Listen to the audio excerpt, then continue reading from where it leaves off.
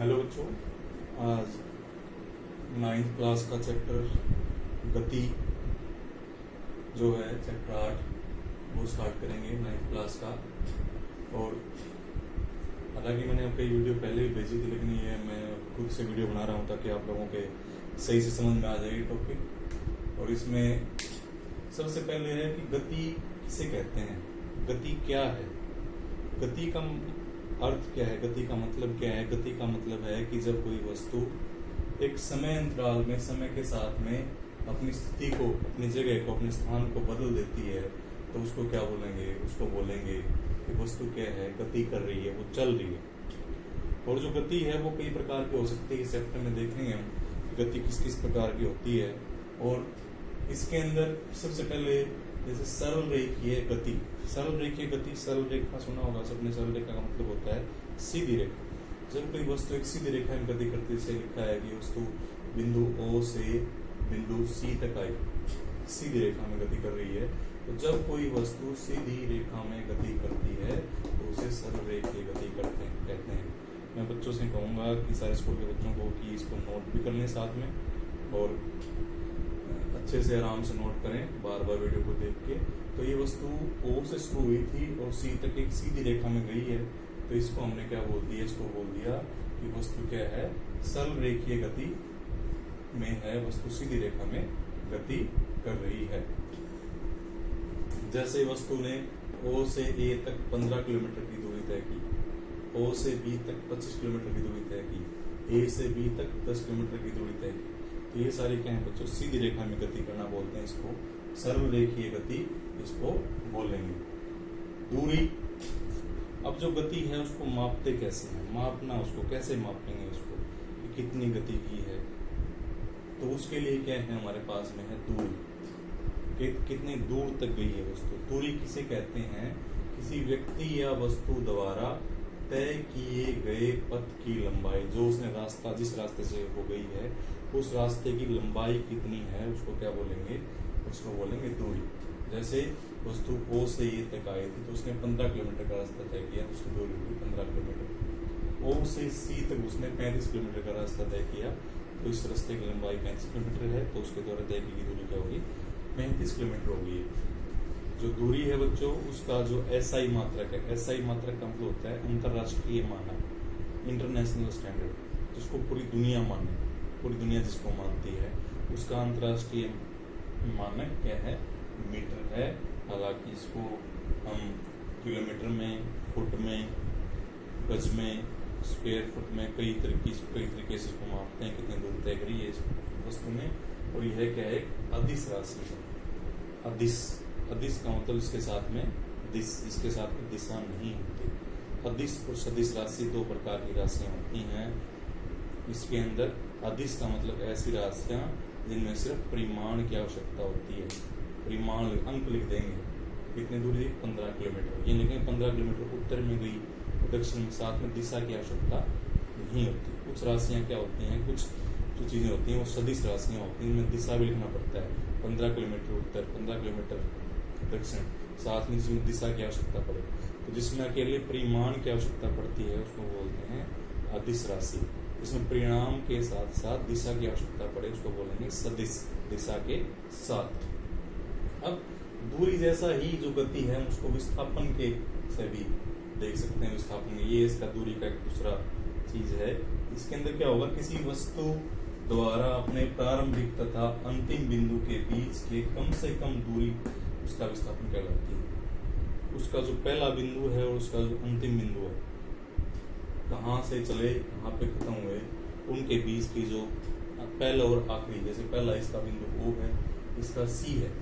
अब इसके अंदर क्या हो जाएगा, जो विस्थापन है वो भी कितना है, 35 किलोमीटर। दूरी कितनी है, वो भी कितनी है, 35 किलोमीटर। यहाँ पे विस्थापन और दूरी क्या है, दोनों समान है। तो अगर क्या है, वस्तु सीधी रेखा में गति करे तो उसमें विस्थापन और दूरी क्या होती है, समान होती है। लेकिन अगर वस्तु क्या सीधी रेखा में गति नहीं करती है तो विस्थापन और दूरी अलग अलग हो सकते हैं।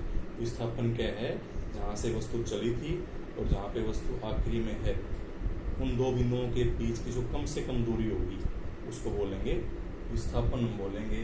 विस्थापन और दूरी में आप अंतर लिख सकते हैं, अपनी कॉपी में लिखे हैं यहाँ पे अंतर, कि जो विस्थापन है वो एक सदिश राशि है, मतलब इसके साथ में आपको दिशा भी बतानी होती है, परिमाण के साथ साथ में दिशा भी हम इसमें बताएंगे। सदिश राशि है।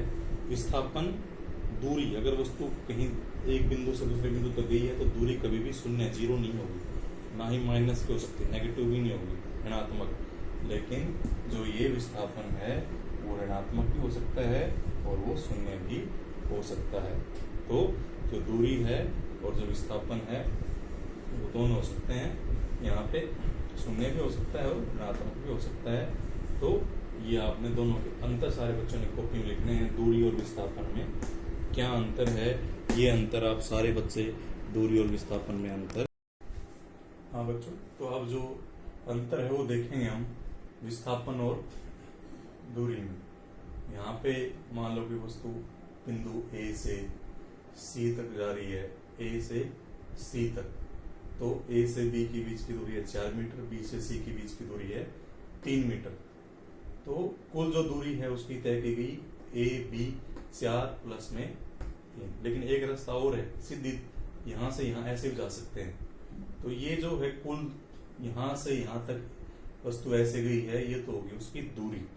और जो वस्तु यहाँ सीधी डायरेक्ट चली गई, ये शॉर्टकट जिसको बोलेंगे हम, छोटा रास्ता, वो हो जाएगा उसका विस्थापन।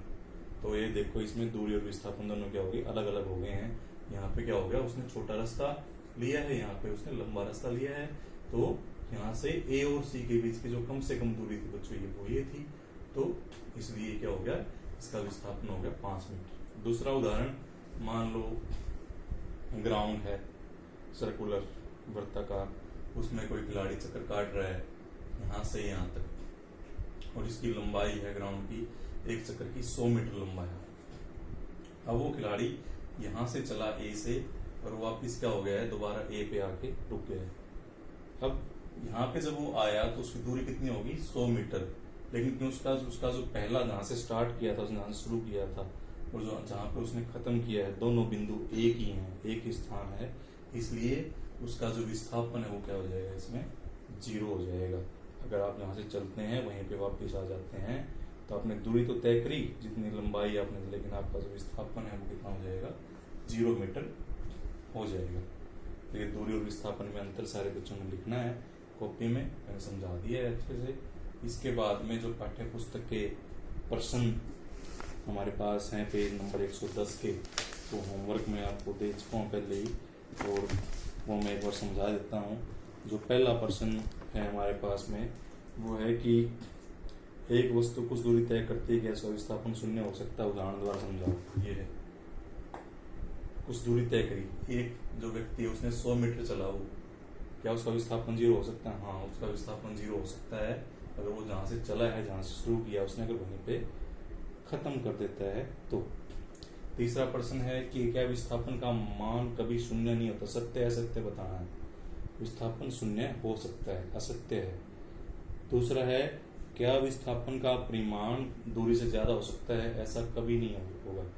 विस्थापन कभी भी दूरी से ज्यादा नहीं होगा, दूरी से कम हो सकता है, 0 हो सकता है, माइनस हो सकता है, लेकिन कभी भी दूरी से ज्यादा विस्थापन नहीं होगा। अब जो दूसरा इसमें सवाल दे रखा है कि एक किसान है, उसका जो खेत है वो वर्गाकार है, वर्ग का मतलब जिसकी चारों भुजाएं समान है, एक भुजा की लंबाई 10 मीटर है, 10 मीटर 10 मीटर 10 मीटर कुल होगी 40 मीटर। ये बताना है कि 2 मिनट 20 सेकंड के बाद में वो जो किसान है वो कितनी दूरी तय करेगा अगर वो 40 सेकंड में एक चक्कर लगाता है। एक चक्कर लगाने में समय लेता है 40 सेकंड, तो वो 2 मिनट 20 सेकंड में कहाँ पे पहुंचेगा। तो बड़ी आसान सी बात है, 2 मिनट 20 सेकंड में बच्चों 1 मिनट में 60 सेकंड होते हैं, 60 को 2 मिनट से गुणा कर देंगे 120 प्लस में 20 सेकंड और कुल मिला के 140 सेकंड। तो हमने ये बताना है कि 140 सेकंड के बाद में वो किसान कहाँ पे होगा, उसका विस्थापन क्या होगा ये बताना है। अब 40 सेकंड मान लो स्टार्टिंग वो यहाँ से चला, ए से घूमा 10 मीटर 10 मीटर 10 मीटर 10 मीटर, दोबारा आ गया, 40 सेकंड लगे उसको दोबारा ए पे आने। फिर गया दूसरा चक्कर मारने, 80 सेकंड में दोबारा आ गया। फिर गया तीसरा चक्कर मारने, 120 सेकंड में यहाँ पे आ गया। अब उसके पास में 20 सेकंड और बचे हैं, तो 20 सेकंड में 10 सेकंड में ये जाएगा, 10 सेकंड में तो यहाँ इस बिंदु पे पहुंच जाएगा 20 सेकंड। अब इसका विस्थापन बताना है। इसका विस्थापन हो जाएगा जो हमारा ये वर्ग है, इसका जो विकर्ण खींचेंगे हम बीच में से, बीच सबसे कम दूरी, विस्थापन बताना है तो विस्थापन तो सबसे कम दूरी, शॉर्टकट। तो विकर्ण की लंबाई निकालनी है तो ये कैसी होगी, एक समबाहु त्रिभुज होगी है बच्चों, समलंब त्रिभुज होगी है।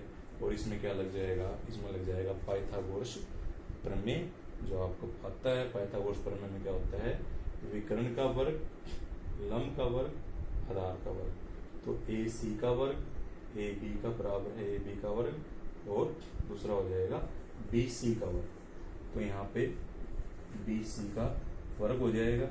अब बी सी, इसका ही मान 10 है, इसका भी 10 मान है, 10 का वर्ग 10 का वर्ग 10 का वर्ग हो जाएगा 100, प्लस में इसका भी 100 हो जाएगा 200 के बराबर।